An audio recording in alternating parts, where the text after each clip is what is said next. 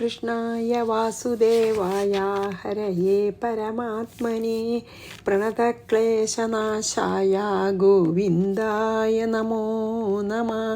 ശ്രീമദ് ഭാഗവതം ഏകാദശസ്കന്ധം അധ്യായം 25 നമ്മൾ ശ്ലോകം 12 ചെയ്തു. അപ്പോൾ അതിൽ നമ്മൾ എന്ത് പറഞ്ഞിട്ടാണ് നിർത്തിയത് എന്ന് വെച്ചാൽ നമ്മൾ പറഞ്ഞു ഈ ഇതുണ്ടല്ലോ സത്വരജസ് തമോ ഗുണങ്ങളൊക്കെ ജീവാത്മാവിനെ, അതായത് ദേഹാഭിമാനിയായിട്ടുള്ള ജീവാത്മാവിനെ മാത്രമേ ബാധിക്കുന്നുള്ളൂ. ശരിക്കുള്ള ആത്മാവ് അല്ലെങ്കിൽ നമ്മൾ ശരിക്കുള്ള നമ്മളെ, അതായത് നമ്മൾ ശരിക്കും ആത്മാവാണല്ലോ, നമ്മൾ ദേഹാണെന്ന് അഭിമാനിക്കുകയാണല്ലോ, ആ ദേഹാന്ന് അഭിമാനിക്കുന്ന സമയത്ത് മാത്രമേ ഈ ഗുണങ്ങൾ നമ്മളെ ബാധിക്കുന്നുള്ളൂ. നമുക്ക് ആത്മാവാണെന്നുള്ള ബോധം എപ്പോൾ വരണോ അപ്പോൾ നമ്മൾ ഈ ഗുണങ്ങളിൽ നിന്നും മുക്തരാവും. അതാണ് പറഞ്ഞത്. അതായത് ഈ ഗുണങ്ങളെ കൊണ്ടാണ് നമുക്ക് ഈ ദേഹത്തിലും ഇന്ദ്രിയങ്ങളിലും ഒക്കെ ആസക്തി ഉണ്ടാവണതും ബന്ധനം, മനസ്സും മനസ്സാലും ഇന്ദ്രിയങ്ങളാലും നമ്മൾ ബന്ധിതരാവണതൊക്കെ ഈ ഗുണങ്ങളുടെ ബാധ കൊണ്ടാണ്. അത് പക്ഷേ ദേഹാഭിമാനമുള്ളവർക്ക് മാത്രമേ അതുള്ളൂ. ആത്മാവ് ഇതിൽ നിന്നും മുക്തനാണെന്ന് പറഞ്ഞു അല്ലേ. ഇനി യഥേതരൗ ജയേത് സത്വം ഭാസ്വരം വിശദം ശിവം തഥാ സുഖേന യുജ്യേത ധർമ്മജ്ഞാനാദിഭിപ്പുമാൻ. അപ്പോൾ 13 നമുക്ക് നോക്കാം.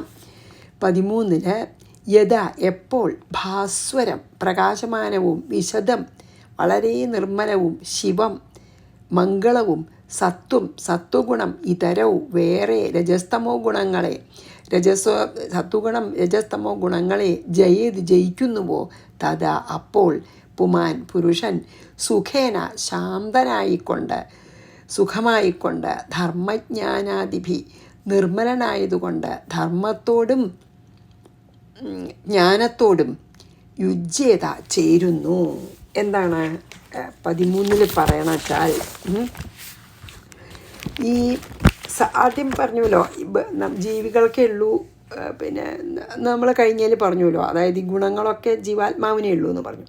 ഇനി എന്താ വെച്ചാൽ വളരെ ഭാസ്വരം വെച്ചാൽ പ്രകാശമാനവും നിർമ്മലവും ശാന്തവും ആയിട്ടുള്ള സത്വഗുണം മറ്റു 2 ഗുണങ്ങളെയും ജയിച്ചിട്ട് ഒരാൾ നല്ല സത്വഗുണം മാത്രമായി തീരാകുമ്പോൾ ആ ആൾക്ക് സുഖം, ധർമ്മ, ജ്ഞാനം അതൊക്കെ ഉണ്ടാവും.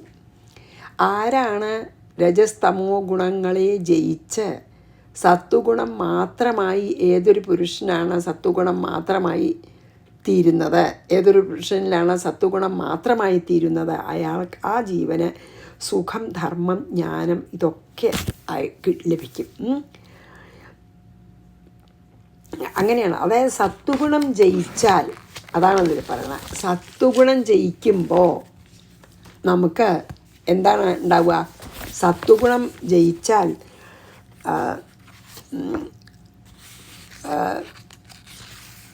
അതായത് സത്വം വളരുന്നത് ഒരു എന്താ പറയുക, സത്വം നമുക്ക് ദൈവീകത്വം കൂടുകയാണ്. സത്യം കൂടുന്തോറും നമുക്ക്, അതായത് അതാണ് പറയുന്നത്, സത്വഗുണം രജസ്തമോ ഗുണങ്ങളെ കീഴടക്കി ആരാണ് സത്വഗുണപ്രധാനിയായി തീരുന്നത് അവർക്ക് നല്ല പ്രകാശം, അതായത് നല്ല പ്രകാശം എന്ന് പറഞ്ഞാൽ നല്ല ഉള്ളിൽ നല്ല ശാന്തിയും മംഗളവും ഉണ്ടാവും, സുഖവും ധർമ്മവും ജ്ഞാനവും ആ ആളുടെ വർദ്ധിപ്പിക്കും. ഇനി എന്താണ് രജോ ഗുണം മറ്റ് 2നെയും കീഴടക്കുകയാണെങ്കിൽ രജോ ഗുണപ്രധാനി, ഇപ്പോൾ സത്വഗുണപ്രധാനിയാണെങ്കിൽ സുഖവും ധർമ്മവും ജ്ഞാനവും എന്ന് പറഞ്ഞു അല്ലേ. ഇനി രജോ ഗുണപ്രധാനിയാണെങ്കിൽ എന്താ ഉണ്ടാവുക എന്നാണ് അടുത്തതിൽ പറയണം കേട്ടോ. യഥേതരൗ ജയേത് സത്വം ജയിക്കുമ്പോഴത്തെ കാര്യമാണ് പറഞ്ഞത്. ഭാസ്വരം വിശദം ശിവം തഥാ സുഖേന യുജ്യേത ധർമ്മജ്ഞാനാദിഭിപ്പുമാൻ. അതായത് രജോസ്തമോ ഗുണങ്ങളെ ജയിച്ച പുരുഷന് സുഖവും ധർമ്മവും ജ്ഞാനം മുതലായവ ഉണ്ടാവും എന്നാണ് പറഞ്ഞത്. ഇനി രജോ ഗുണപ്രധാനിയാണെങ്കിൽ സത്വഗുണത്തിനെയും തമോ ഗുണത്തിനെയും ജയിച്ചിട്ടുണ്ടാവുമല്ലോ, അങ്ങനെയുള്ള ആളെ യഥാ ജയേ തമസത്വം രജസംഗം ഭിദാബലം തഥാ ദുഃഖേന യുജ്യേത കർമ്മണായ സസാശ്രിയ. ഇനി 14 എന്താ പറഞ്ഞ വെച്ചാൽ യഥാ എപ്പോൾ സംഘം, അതായത് അറ്റാച്ച്മെൻറ്റിന് കാരണമായ, സംഘത്തിന് കാരണമായ, ഭേദബുദ്ധിക്ക് കാരണമായതും ഭേദഭാവനയ്ക്കും സംഘത്തിനും കാരണമായിട്ടുള്ള ചലം പ്രവൃത്തി സ്വഭാവത്തോടു കൂടിയതുമായ, എപ്പോഴും എന്തെങ്കിലും ചെയ്യുക ഫലാപേക്ഷയോട് കൂടിയിട്ടേ, അങ്ങനെ അതാണ് രജോ ഗുണം. രജഹ അങ്ങനത്തെ രജോ ഗുണം. തമഹ സത്വം ജയത്, തമസിനെയും തമോ ഗുണത്തിനെയും സത്വഗുണത്തിനെയും ജയിക്കുന്നുവോ, അങ്ങനെ രജോ ഗുണപ്രധാനിയായിട്ടുള്ള പുരുഷന് തഥാ അപ്പോൾ യശസ ഈ സംഘത്തിന് ഹേതുവായത് ശ്രീയ കൊണ്ട് കീർത്തിയോടും ഐശ്വര്യത്തോടും കർമ്മണ എപ്പോഴും കർമ്മം ചെയ്തുകൊണ്ടും ദുഃഖേന അതായത് ഈ ഭേദഭാവനയ്ക്ക് കാരണമായിട്ടുള്ള ദുഃഖത്തോടും യുജ്യത ചേരുന്നു. അവർക്ക് ദുഃഖമാണ് ഫലം എന്ന് പറയുകയാണ് കേട്ടോ. അതായത് ഈ രജോ ഗുണപ്രധാനികളുടെ കാര്യമാണ് അതിൽ പറയണത്. രജോ ഗുണം സത്വഗുണത്തിനെയും തമോ ഗുണത്തിനെയും ജയിച്ചിട്ട് രജോ ഗുണപ്രധാനിയായിട്ട് ഒരാളിരിക്കുമ്പോൾ അയാൾക്ക് സംഘവും നല്ല അറ്റാച്ച്മെൻ്റ് ഉണ്ടാവും, പിന്നെ ഭേദഭാവനയും ഒക്കെ വളരെ ശക്തി കൂടും, അതിൻ്റെയൊക്കെ സംഘത്തിൻ്റെയും ഭേദഭാവനയുടെയും. അപ്പോൾ എന്താ ഉണ്ടാവുക, നല്ല കുറച്ച് സുഖമൊക്കെ ഉണ്ടാവും. പക്ഷേ കർമ്മം ചെയ്യന്നെ അതാണ് സുഖവും കർമ്മവും യശസ്സും വളർത്തും കുറച്ചൊക്കെ. പക്ഷെ ദുഃഖം ഉണ്ടാവും എന്ന് പറയുന്നത് ദുഃഖേന ഭേദബുദ്ധിക്ക് കാരണമായിട്ടുള്ള ദുഃഖമുണ്ട്. കാരണം നല്ലതാ ചീത്ത അങ്ങനത്തെ ഭേദഭാവന ഉണ്ടാകുമ്പോൾ ദുഃഖം ഉണ്ടാവില്ല പലപ്പോഴും. നല്ലത് വേണമെന്ന് വിചാരിക്കുമ്പോൾ ശരിയായിട്ടില്ല, അപ്പോൾ വിഷമം അങ്ങനെയൊക്കെ ഉണ്ടാവും. അതാണ് പറഞ്ഞത്, അത് ദുഃഖത്തെ കലാശിക്കും. പക്ഷേ എന്നാലും യശസ്സും എപ്പോഴും കർമ്മം ചെയ്യുന്ന സ്വഭാവം ഒക്കെ ഉണ്ടാവും രജോ ഗുണപ്രധാനികളൊക്കെ. ഇനി തമോ ഗുണപ്രധാനികളുടെയാണ് 15. യഥാ ജയേ തമസത്വം രജസംഗംഭിത ബലം തഥാ ദുഃഖേന യുജ്യേത കർമ്മണ യശസാശ്രിയ. അതായത് ഇങ്ങനെയുള്ള ആൾക്ക് യശസ് ഉണ്ടാവും, എപ്പോഴും നല്ല ഹാർഡ് വർക്കിംഗ് ഒക്കെ ആണല്ലോ, ശ്രീ ഉണ്ടാവും അല്ലേ, ദുഃഖം ഉണ്ടാവും, എപ്പോഴും കാമ്യകർമ്മങ്ങളായി ചെയ്യും. അപ്പോൾ എപ്പോഴും കർമ്മബന്ധനം ഉണ്ടാവും രജോ ഗുണപ്രധാനികളൊക്കെ. യശസ്സും ശ്രീയും ഒക്കെ ഉണ്ടാവും, എന്തെങ്കിലും സാധിക്കാതെ വരുമ്പോൾ ദുഃഖം ഉണ്ടാവും. പിന്നെയോ എപ്പോഴും കാമ്യകർമ്മങ്ങൾ ചെയ്യണ ഒരു സ്വഭാവം ഉണ്ടാവും, ഭയങ്കര പ്രവൃത്തി നിരതന്മാരും ആവും കേട്ടോ. അതാണ് രജോ ഗുണത്തിൻ്റെ ഒരു പ്രധാനത, പ്രവൃത്തി നിരതനാണ്. ഇനി യഥാ ജയദ്രജസത്വം തമോമൂഢം ലയം ജഡം യുജ്യേത ശോകമോഹാഭ്യാം നിദ്രയാഹിംസയാശയ. അപ്പോൾ ഇതിൽ ഇനി തമോ ഗുണം ജയിച്ചാൽ യഥാ എപ്പോൾ മൂഢം വിവേകം നശിപ്പിക്കുന്നതും ലയം അതായത് തന്നെ മറഞ്ഞു പോകുന്നതും ജഡം അതായത് ജഡവുമായ തമോ ഗുണം, അതായത് ഒന്നിനും വേണ്ടി പുറപ്പെടില്ല, മടി അതാണല്ലോ, അതാണ് ജഡം എന്ന് പറയുന്നത്. ജഡമായിട്ടുള്ള തമോ ഗുണം, ജഡം ചെണ്ട ഒന്നിനു വേണ്ടിയും പുറപ്പെടില്ല, ആലസ്യം. സത്വം രജഹ സത്വഗുണത്തിനെയും രജോ ഗുണത്തിനെയും ജയിക്കുന്നുവോ, അങ്ങനെ തമോ ഗുണപ്രധാനിയായിട്ടുള്ള ആള് ശോകമോഹാഭ്യാം അതായത് വിവേകമില്ലാത്തതിനാൽ ശോകത്തോടും മോഹത്തോടും ഹിംസ ചെയ്തുകൊണ്ടും നിദ്രയ എപ്പോഴും ഇങ്ങനെ എന്താ പറയുക നിദ്ര പിന്നെ അതായത് എപ്പോഴും ഇങ്ങനെ ആലസ്യത്തോടും ഒക്കെയാണ് അവർ ഇരിക്കുക. അപ്പോൾ പിന്നെ എന്താണ് ഇങ്ങനെ വിവേകം ഇല്ലാത്തതുകൊണ്ടേ നിദ്ര അതായത് ആലസ്യം, ആശയ ഒന്നിനും വേണ്ടി പുറപ്പെടില്ല, അങ്ങനെ ആശകളൊക്കെ ഉണ്ടേനും ഒന്നിനു വേണ്ടി പ്രവർത്തിക്കില്ല, യുജ്യത അങ്ങനെയുള്ള ഒരു സ്ഥിതിയിൽ എത്തിച്ചേരും. തമോ ഗുണപ്രധാനികളെ, അതായത് സത്വഗുണത്തിനെയും രജോ ഗുണത്തിനെയും ജയിക്കുന്ന തമോ ഗുണപ്രധാനികളാണ് കേട്ടോ. അതാണ് പറയുന്നത്. എന്താ അറിയോ, ഈ തമസ് സത്വരജോ ഗുണങ്ങളെ ജയിക്കുകയാണെങ്കിൽ എന്താ ഉണ്ടാവുക, മനസ്സ് ലയിച്ചിട്ട് വിവേകം നഷ്ടപ്പെട്ട് ജഡത്വം എന്ന് പറഞ്ഞാൽ എന്താ, ഇങ്ങനെ ഒരു ജഡം പോലെ വെച്ചാൽ എന്താ, ശവത്തിനെ പോലെയാവും. ഒന്നിലൊന്നൊരു ഉത്സാഹമൊന്നുമില്ല, അങ്ങനെ മനസ്സ് ലയിച്ച് വിവേകം നഷ്ടപ്പെട്ട് ജഡത്വം വർദ്ധിക്കും. ശോകം, മോഹം, എപ്പോഴും ഇങ്ങനെ ഡിപ്രഷൻ, മോഹം, എല്ലാതും ആഗ്രഹമുണ്ട്, എന്നാൽ ഒന്നും വർക്ക് ചെയ്യാനും വയ്യ, ഉറക്കം, എല്ലാവരും ഉപദ്രവിക്കുക, ഹിംസ, ഇതൊക്കെ അങ്ങനത്തെ തമോ ഗുണപ്രധാനികളിൽ ഉണ്ടാക്കും എന്നാണ് പറഞ്ഞത്. അപ്പോൾ 3 തരത്തിലുള്ള പ്രധാനമായിട്ടുള്ളവരെയും പറഞ്ഞു അല്ലേ. സത്വഗുണം ജയിച്ച് നിൽക്കണവരുടെ സ്വഭാവം എന്താണ്? സുഖവും ധർമ്മവും ജ്ഞാനം മുതലായവയോട് ചേർന്ന് നിൽക്കും അവർ. രജോ ഗുണം പ്രധാനമായിട്ട് സത്വഗുണത്തിനെയും രജോ ഗുണം ജയിച്ച് നിൽക്കുന്നവരെങ്ങനെയാണ്? യശസ്സും ശ്രീയും ഒക്കെ ഉണ്ടാവും. അതിന് എന്തെങ്കിലും സാധിക്കാൻ ദുഃഖം ഉണ്ടാവും. എപ്പോഴും ഫലാപേക്ഷയോടുകൂടി കർമ്മം ചെയ്തുകൊണ്ടേയിരിക്കും. അതാണ് രജോ ഗുണം. തമോ ഗുണത്തിലാണ് പറഞ്ഞ് ഇങ്ങനെ ശോകം, മോഹം, നിദ്ര, ഇങ്ങനെയൊക്കെ ഹിംസ ഒക്കെ ചെയ്യും. വിവേകമൊക്കെ നഷ്ടപ്പെട്ട് ജഡത്വം വർദ്ധിക്കും. അതൊക്കെയാണ് പറഞ്ഞത് അല്ലേ. ഇനി 16 എന്താ നോക്കാം. യഥാ ജയേദ്രജ സത്വം തമോ മൂഢം ലയം ജഡം യുജ്യേത ശോകമോഹാഭ്യാം നിദ്രയാ ഹിംസയാശയാ യഥാ ചിത്തം പ്രസീദേത ഇന്ദ്രിയാണാം ച നിർവൃതിഃ ദേഹേ ഭയം മനോസംഗം തത്സത്വം വിദ്ധി മത്പദം. 16 യഥാ എപ്പോൾ ചിത്തം പ്രസീദേത എപ്പോഴാണ് മനസ്സ് തെളിയുന്നത്? പ്രസീദേത പ്രസാദിക്കണം, മനസ്സ് പ്രസാദിക്കണത് അപ്പോൾ. ഇന്ദ്രിയാണാം നിർവൃതി ഇന്ദ്രിയങ്ങൾക്ക് നിർവൃതിയും ദേഹേ ശരീരത്തിൽ അഭയം ഭയമില്ലായ്മയും മനസ്സ് അസംഗം സംഘമില്ലാതെയും ആയിത്തീരുന്നു. തത് അപ്പോൾ മത്പദം എന്നെ അറിയുന്ന സ്ഥലമായ സത്വം വിദ്ധി സത്വഗുണം വർദ്ധിച്ചിരിക്കുന്നതായി അറിയുക. എങ്ങനെയാണ് സത്വഗുണം വർദ്ധിക്കുന്നത് അറിയുക എന്നാണ് ഇപ്പോൾ ഇതിൽ പറയണത് കേട്ടോ. അതായത് എപ്പോഴാണോ നമ്മുടെ മനസ്സ് പ്രസന്നമായിട്ട് ഇന്ദ്രിയങ്ങളൊക്കെ നിർവൃതി അടയുന്നത്, മാത്രമല്ല ഈ ഭയമില്ലാതെ ആയിട്ട് മനസ്സ് നിസ്സംഗമായിട്ടുള്ള ഒരു, അതായത് നല്ല വൈരാഗ്യം തോന്നുക, നിസ്സംഗത അനുഭവിക്കുന്നത്, അതന്നെയാണ് സത്വഗുണം വർദ്ധിച്ചാലത്തെ ഒരു ലക്ഷണം. സത്യം, അതായത് ശരിക്കുള്ള ഒരു സത്വഗുണം വർദ്ധിച്ച ഒരാളൊക്കെ നമുക്കിതൊക്കെ കാണാം. എന്ത്? ചിത്തം എപ്പോഴും പ്രസന്നമായിട്ടിരിക്കും. ഇന്ദ്രിയങ്ങളെ സുഖത്തിനൊന്നും വേണ്ടി പിന്നാലെ പോവാൻ തോന്നില്ല. നല്ല നിസ്സംഗത ഉണ്ടാവും. പിന്നെയോ ഭയമില്ല. അഭയം എന്ന് പറഞ്ഞില്ലേ, ദേഹത്തിനെ പറ്റിയിട്ടൊക്കെ എപ്പോഴും എല്ലാറ്റിനെ പറ്റിയിട്ടുള്ള ഭയമില്ലാണ്ടാവും. നിസ്സംഗത ഉണ്ടാവും. നല്ല ശാന്തനാവും. ചിത്തം പ്രസന്നാവും. ഇതൊക്കെയാണ് സത്വഗുണം വർദ്ധിക്കുമ്പോഴുള്ള ലക്ഷണങ്ങളെന്നാണ് പറയണത്. സത്വഗുണം വർദ്ധിക്കുമ്പോഴത്തെ ലക്ഷണങ്ങളാണ് ഇതിൽ പറയണത്. അതായത് പിന്നെ എന്താണ്,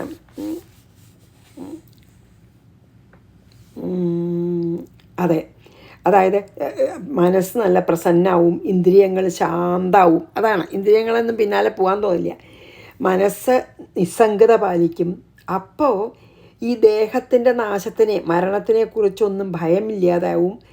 അങ്ങനെ സത്വഗുണം വർദ്ധിക്കുമ്പോൾ ശരിക്കും നല്ല ശാന്തിയും ഭഗവാനെ പ്രാപിക്കാനുള്ള ഒരു ശരിക്കും ഒരു ഒരു ഒരു അവസ്ഥയിലേക്ക് നമ്മളെങ്ങനെ കൊണ്ടുപോകും. സത്വഗുണം വർദ്ധിക്കും തോറും നമ്മൾ ഈശ്വരനോട് അടുത്ത് വരും. അതാണ് അതിൽ പറഞ്ഞത്. യഥാ ചിത്തം പ്രസീദേത ചിത്തം പ്രസാദിക്കുക, ഇന്ദ്രിയാണാം ച നിർവൃതി ഇന്ദ്രിയങ്ങളൊക്കെ അടങ്ങി, ദേഹേ അഭയം അതായത് ദേഹനാശത്തിലൊന്നും ഭയമില്ല, മനോസംഗം അസംഗം എന്നർത്ഥം, മനസ്സ് അസംഗമായി നിസ്സംഗമാവുന്നു. തത് സത്വം വിദ്ധി മത്പദം. ഇങ്ങനെ കണ്ടാൽ തീർച്ചയാക്കാം സത്വഗുണം വർദ്ധിച്ചിരിക്കുന്ന ആളാണെന്ന്. ഇനിയോ 17 വികുർവൻ ക്രിയയാ ചാധീരനിവൃത്തിശ്ച ചേതസാം ഗാത്രാസ്വാസ്ഥ്യം മനോഭ്രാന്തം രജ ഏതൈർനിശാമയ. രജോ ഗുണം വർദ്ധിച്ചാൽ ലക്ഷണം എന്തൊക്കെയാണ് പറഞ്ഞാൽ അറിയോ? ക്രിയയാ വികുർവൻ എപ്പോൾ, അതായത് എപ്പോഴും ഇങ്ങനെ പ്രവൃത്തികൾ ചെയ്തുകൊണ്ടിരിക്കും. ആധീഹിച്ച 4 ഭാഗങ്ങളിലും എപ്പോഴും ബുദ്ധി ഇങ്ങനെ അലഞ്ഞും കൊണ്ടേയിരിക്കും. ചേതസാം ഈ ജ്ഞാനേന്ദ്രിയങ്ങൾക്ക് അനിവൃത്തി വിശ്രമമില്ലാതാവും. എപ്പോഴും വിശ്രമമില്ല, എന്തെങ്കിലും ഒന്ന് ചെയ്തുകൊണ്ടിരിക്കും, എന്തെങ്കിലും ചിന്തിച്ചു കൊണ്ടിരിക്കും. ഇങ്ങനെ റെസ്റ്റ്ലെസ് ആവും രജോ ഗുണ പ്രധാനികൾ. ഗാത്രാസ്വാസ്ഥ്യം അതായത് എപ്പോഴും ഇങ്ങനെ ഈ കർമ്മം ചെയ്യണ ഇന്ദ്രിയങ്ങൾക്കൊക്കെ ശരീരത്തിനൊക്കെ ഗാത്രാസ്വാസ്ഥ്യം വികാരം എപ്പോഴും ഇങ്ങനെ ആജിറ്റേറ്റഡാണ്. മനഭ്രാന്തം മനസ്സും എപ്പോഴും ആജിറ്റേറ്റഡാണ്. ഏതൈഹി അപ്പോഴുള്ള കാരണങ്ങളെ കൊണ്ട് രജഃ നിശായ, രജോ ഗുണം വൃദ്ധി പ്രാപിക്കുന്നു എന്നറിയുക. ഇങ്ങനെയുള്ള ലക്ഷണങ്ങളെ കൊണ്ടാണ് നമുക്ക് രജോ ഗുണം ഒരാളുടെ വർദ്ധിച്ചു എന്ന് നമുക്ക് മനസ്സിലാക്കാൻ സാധിക്കുക. അതായത് ഇപ്പോൾ നമ്മൾ നല്ല ശാന്തിയാണ് എന്നൊക്കെ പറഞ്ഞല്ലോ സത്വഗുണം വർദ്ധിച്ചാൽ. ഇതിലെന്താ വെച്ചാൽ എപ്പോഴും ഇങ്ങനെ കർമ്മം ചെയ്യണം എന്നുള്ള വിചാരം കൊണ്ട് ശാന്തി ഇല്ലാതെയും എപ്പോഴും മനസ്സിങ്ങനെ നാല് പുറവും നടന്നിട്ട് അലഞ്ഞ് നടന്നിട്ട് മനസ്സിനെ എപ്പോഴും ഇങ്ങനെ ആധിയും ഒക്കെ രജോ ഗുണത്തിന് ലക്ഷണമാണ്. എന്താ വെച്ചാൽ രജോ ഗുണം വർദ്ധിക്കുമ്പോഴാണ് എപ്പോഴും ഇങ്ങനെ മനസ്സ് ഓടി നടക്കും. അപ്പം മനസ്സിന് ആധി വരും. പിന്നെ എന്താ വെച്ചാൽ ഈ കർമ്മം ചെയ്യുക ഫലാപേക്ഷയോടുകൂടി. അപ്പം എന്താ വെച്ചാൽ മനസ്സിന് ശാന്തി ഇല്ല, അശാന്തിയാണ്. രജോ ഗുണം, ഇതൊക്കെ രജോ ഗുണ ലക്ഷണമാണ്.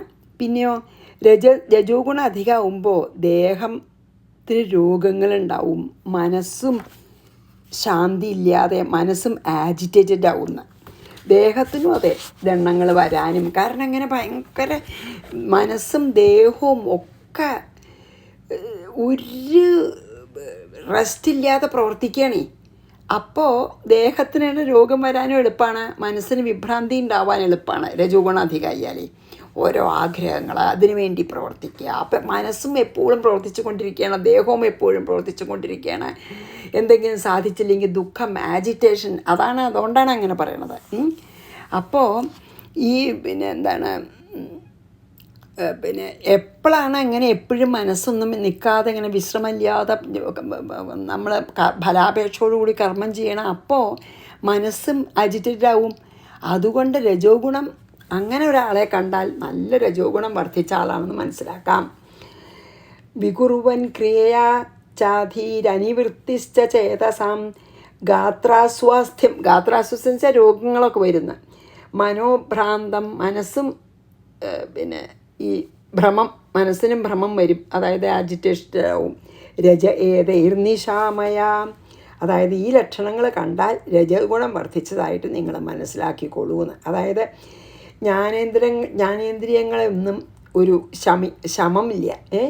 ശരീരത്തിനാണെങ്കിൽ അസ്വാസ്ഥ്യമൊക്കെ വരാം, മനസ്സിന് ഭ്രാന്തിയും ഭവിക്കും. ഇതൊക്കെ കണ്ടാൽ തീർച്ചയാക്കാം രജോ ഗുണപ്രധാനിയാണെന്ന്. സീതച്ചിത്തം വിലീയേത ചേതസോ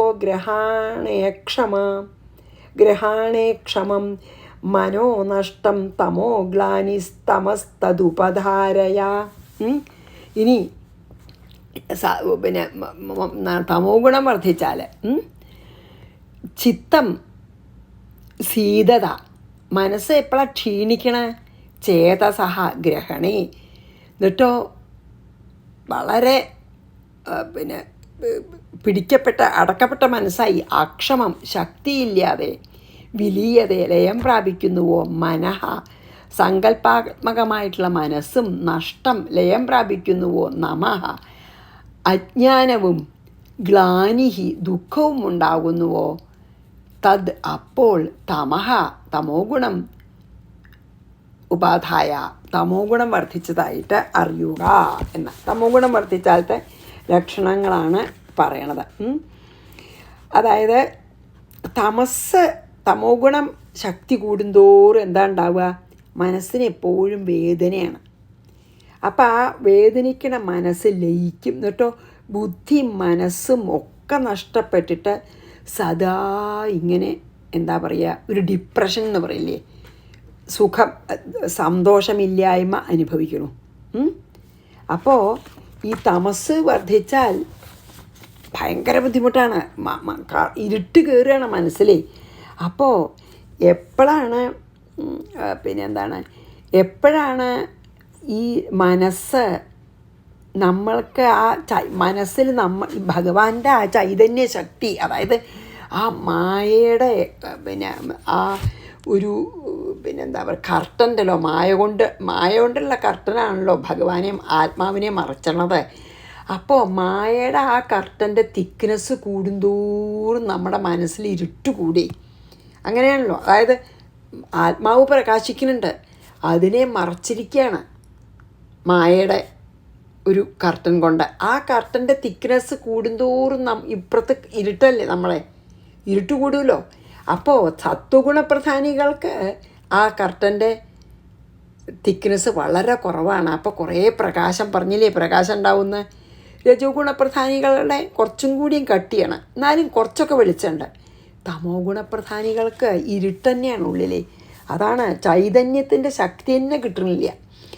ആ ചൈതന്യത്തിന് ഒരു തരി പോലും അനുഭവിക്കാൻ കഴിയാതെ മനസ്സ് ഇരുട്ടിൽ ലയിക്കുകയാണ്. മനസ്സ് നഷ്ടപ്രായമായി തീരും.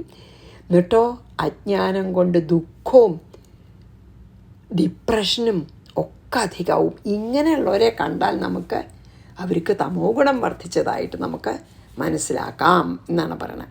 തമോ ഗുണത്തിൻ്റെ ലക്ഷണം തന്നെ എപ്പോഴും ഇങ്ങനെ ആലസ്യവും ഡിപ്രഷനും, ഒന്നും ആഗ്രഹമുണ്ട് എല്ലാറ്റിനും ഒന്നും ചെയ്യാൻ പുറപ്പെടില്ല. അത്ര പിന്നെ എല്ലാവരുടെയും കുറ്റം കാണും, എല്ലാവരെയും തമ്മിൽ തല്ലും, എല്ലാവരെയും ഹിംസിക്കാൻ വിഷമമില്ല. അതായത് മനസ്സിൽ ഇരുട്ടാണ്. കാരണം ആ ആത്മപ്രകാശം ഒരു തരി പോലും അനുഭവിക്കുന്നില്ല. അതാണ് ഇതിൽ പറഞ്ഞത്. ആ മനസ്സ് ആ പരമാത്മ ചൈതന്യത്തിന് ഒരു തരി പോലും അനുഭവിക്കാൻ സാധിക്കുന്നില്ല. അത്ര കട്ടിയിലുള്ള ആവരണമാണ് മറച്ചിരിക്കുന്നത്. അപ്പം തമസ്സാണ് ഉള്ളിൽ മുഴുവൻ. അതാണ് തമോ ഗുണപ്രധാനം. സീതച്ചിത്തം വിലീയേതാ ചേതസോ ഗ്രഹണേ ക്ഷമം മനോനഷ്ടം തമോ ഗ്ലാനിസ്തമസ്തദുപധാരയ. 19 നോക്കാം. എത്ര മിനിറ്റായി നോക്കട്ടെ കേട്ടോ. 21. 19. ഏധമാനേ ഗുണേ സത്വേ ദേവാനാം ബലമേധതേ അസുരാണാം ചരജസി തമസ്യുദ്ധവരക്ഷസാം. അപ്പോൾ നോക്കാം. 19. ഉദ്ധവ സത്വേ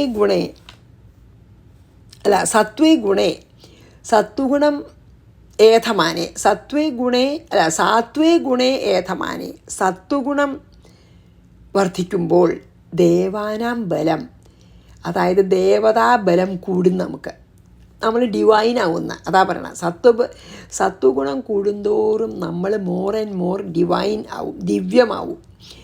ഏധതെ വർദ്ധിക്കുന്നു. രജോ ഗുണം വർദ്ധിക്കുമ്പോൾ എന്താ, അസുരന്മാരെ പോലെയാണ്. ആസുരിക് ടെൻഡൻസിയാണ്. അതായത് ഇന്ദ്രിയങ്ങളുടെ ബലമാണ് വർദ്ധിക്കുക,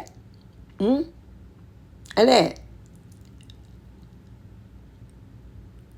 പിന്നെയോ തമോ ഗുണം വർദ്ധിക്കുമ്പോൾ രാക്ഷസന്മാരുടെ ബലമാണ് വർദ്ധിക്കുക.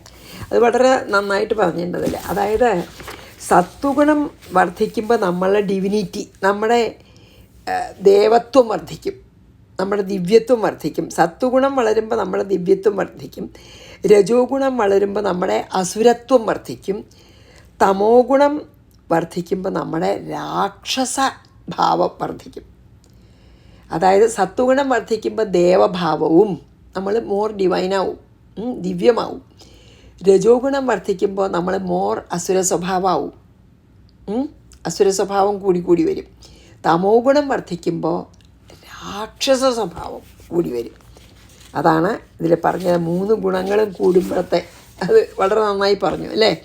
ഇനി ഏധമാനേ ഗുണേ സാത്വേ ദേവാനാം ബലമേധതേ അസുരാണാം ചരജസി തമസ്യുദ്ധവരക്ഷസാം. രാക്ഷസന്മാരെ പോലെയാവും തമോ ഗുണം കൂടിയാലേ. ഇനി നമുക്ക് 20 കൂടിയും ചെയ്യാം. സത്വാജാഗരണം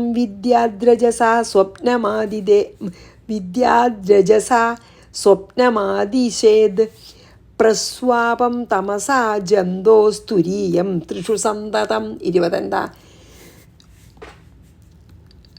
ജന്തോഹോ ജീവന്, ജന്തു പറഞ്ഞപ്പോൾ ജീവനെയാണ് പറയുക, ജീവാത്മാവിനെ.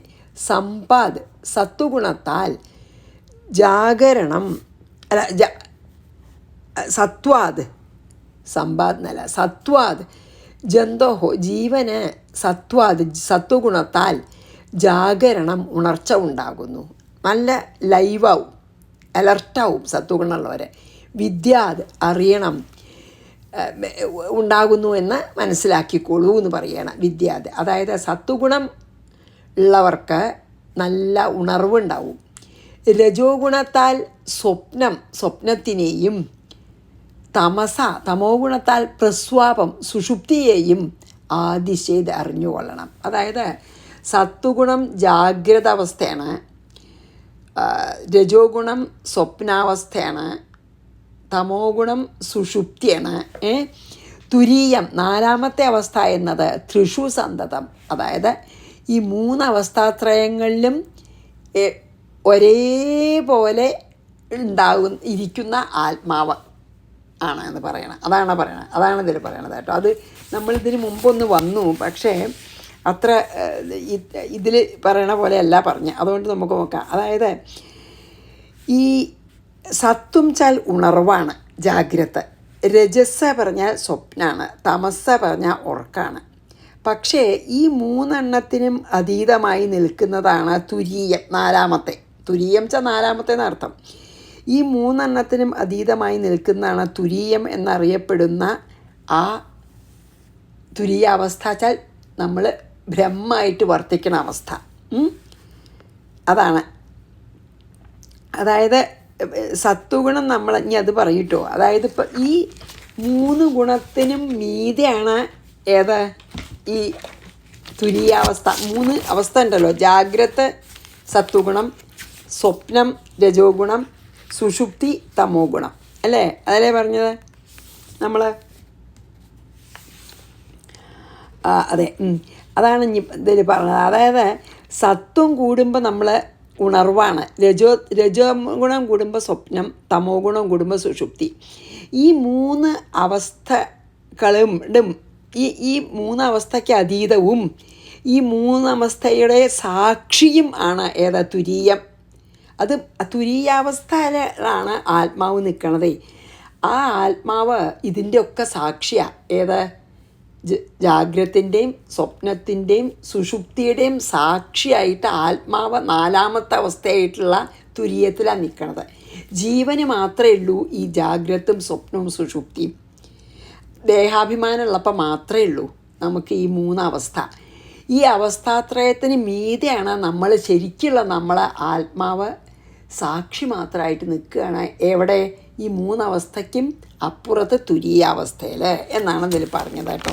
അപ്പോൾ നമുക്ക് 20 ഒന്നും കൂടി വായിച്ച് ഇവിടെ നിർത്താം.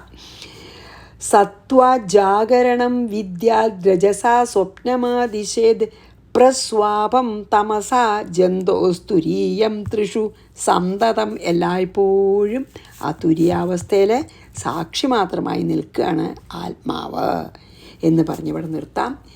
ജീവൻ മാത്രമേ ഉള്ളൂ ജാഗ്രത സ്വപ്നം സുഷുപ്തി എന്നർത്ഥം. ശ്രീകൃഷ്ണാർപ്പണമസ്തു. സർവത്ര ഗോവിന്ദനാമ സങ്കീർത്തനം. ഗോവിന്ദ ഗോവിന്ദ. ഗുരുവായൂരപ്പാ ശരണം. സമസ്താപരാധം ക്ഷമസ്വമേ.